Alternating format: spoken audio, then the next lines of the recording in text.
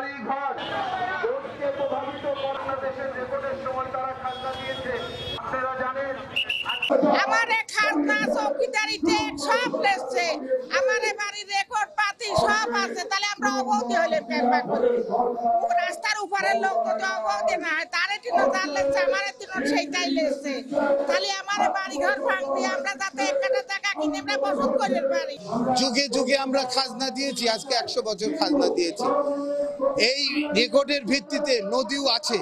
এখন আমাদের এই 4টে রেকর্ড বাতিল করে এরা বলছে আমাদের এখানে কোনো সত্যই নাই। তাহলে আমাদের কাছ থেকে আজকে 100 বছর খাজনা নিল কেন?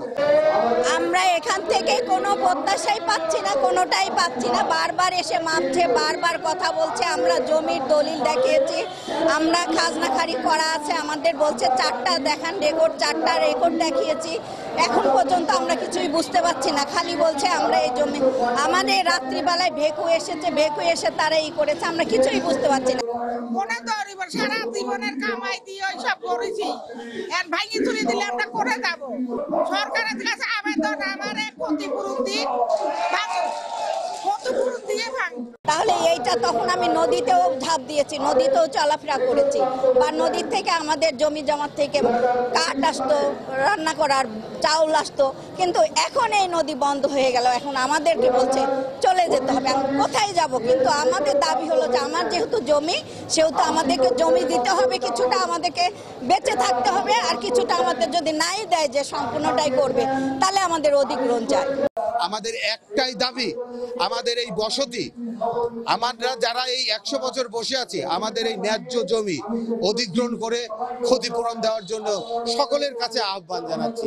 যেহেতু এখানে 520 কোটি টাকা অর্থ এই প্রজেক্টে ক্ষতিপূরণ বাবদ এসেছে, অতএব এই ক্ষতিপূরণটা আমাদের দিয়ে দিক, নইলে আমরা সামনে আরো কঠোর আন্দোলন দিতে বাধ্য হব। আপনার ডিসি মহোদয়ের সঙ্গে এখানকে যারা দায়িত্বে আছেন, পার্লামেন্ট ভোট থেকে শুরু করে যারা যারা এই বিষয়ের সাথে সম্পৃক্ত, তাদের সঙ্গে নিয়ে একাধিকবার বৈঠক করেছি।